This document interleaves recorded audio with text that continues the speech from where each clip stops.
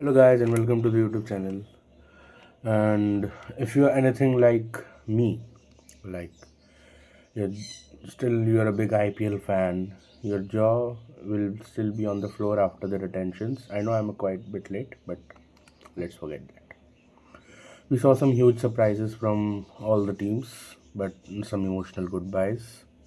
But nothing nothing even hits harder than Kolkata Knight Riders parting ways with their legendary all-rounder Andre Russell. He's been released by the Kolkata Knight Riders for this season, this mini auction. Russ, the myth, the man, the legend, joined I guess in 2014, 2015, has gone after over a decade. Me myself, being a KKR fan, knows how big this situation is. Now the question on everyone's mind is like simple, like why? Like, how do you let go of, if not one of the most destructive all-rounders in the world of all time? Like, why him, right?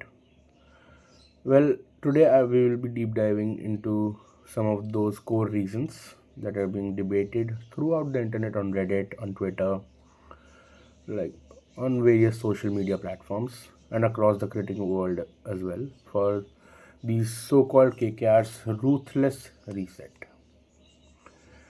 First will be obviously the financial reset. In my opinion, the move which makes sense from the financial point of view. Arguably one of the most crucial for any franchise when they make a mistake in the mega auction. For me, buying Venkatesh Iyer for 23 CRs was a mistake, and you have now got to fill that gap. The high price tag of Andre Russell, a huge lump sum of around 12 CR in the last cycle. He was retained after a fabulous 2024 season, let's be honest.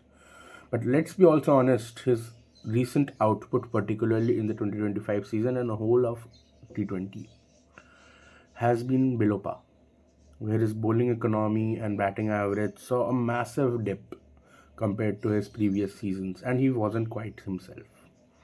Didn't quite justify that massive price tag of 12 CRs. Creating the purse power, KKR is heading into a major mini auction with one of the biggest purses ever.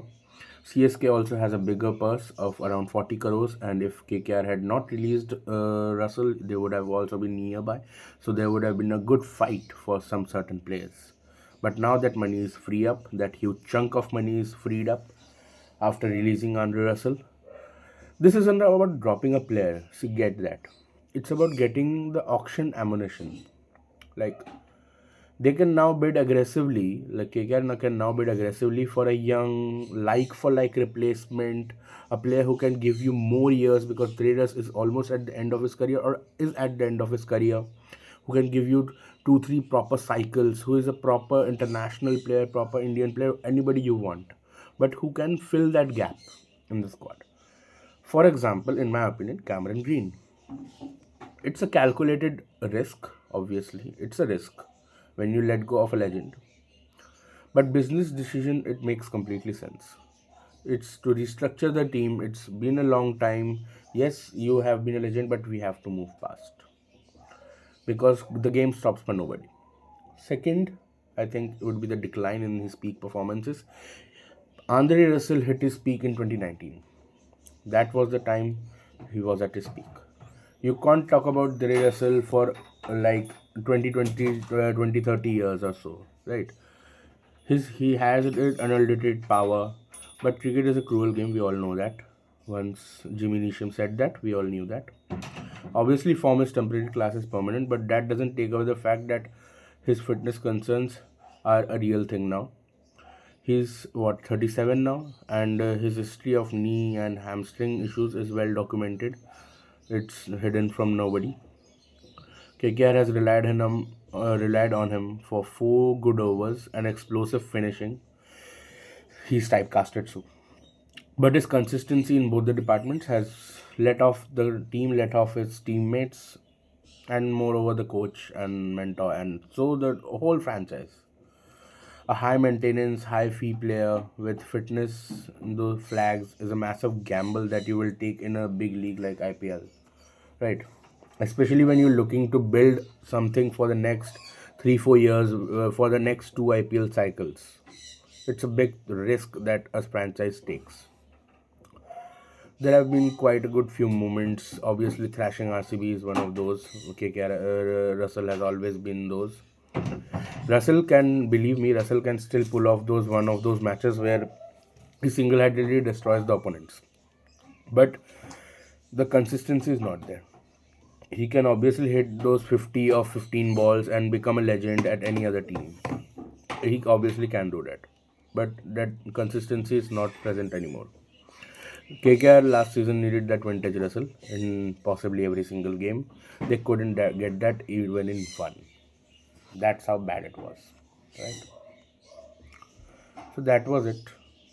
And yeah, obviously there are some new things like the new management, but some old ex-cricket players told in their YouTube channel that the management might be an issue. I don't think so. Abhishek Nair would be an issue. For example, Mohammad Kaif said that, pointing fingers, that this is the dynamic international potential at KKR and the new coaching staff, and they might want to look past him. I don't think so that they want to look past him. I think it's certainly from a business point of view.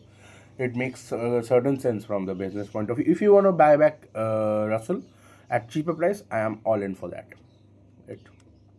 I don't think that Abhishek Nair doesn't count him in his philosophy, but I think it's a time to look past him. Me as a KKR fan is saying that because yes, it's time to look past him. When the time comes, you should leave that relationship if it's not going well, and it's not a bad thing, right? Some reports I heard that Russell wasn't an easy player to deal with, potentially hinting at some issues.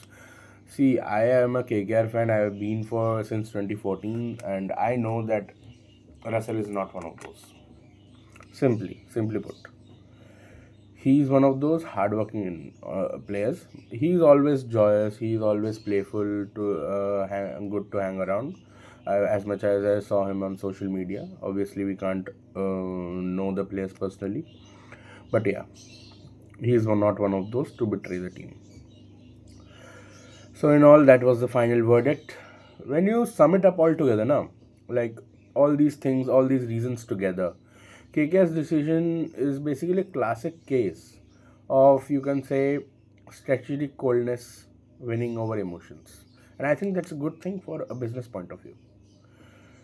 It was a combination of his high salary relative to his your current output, persistent fitness issues, and what can we say, and maybe add the new management wanting to look past him. But all these reasons sum up to that. I think we are here for a fresh start at KKR. Obviously, it's heartbreaking for me that it has made the auction a must watch for everybody. That I honestly I wouldn't be able to see K Russell in any other jersey. Let's go past it. What do you think? Is KKR insane for letting him go, or is this a genius move to secure their future? Let me know in the comment section below. Don't forget to like this video, subscribe to the YouTube channel, and what? Be prepared for more fanatic videos, and hit that notification bell so you don't miss out on any future videos that I upload on this YouTube channel. I'll catch you in the next one. Until then, peace out.